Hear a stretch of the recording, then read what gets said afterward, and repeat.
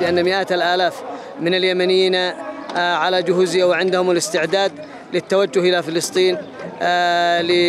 للمشاركة مع إخواننا المجاهدين في غزة لقتال الاحتلال الإسرائيلي، وأيضا هي جاهزة لأي مهمة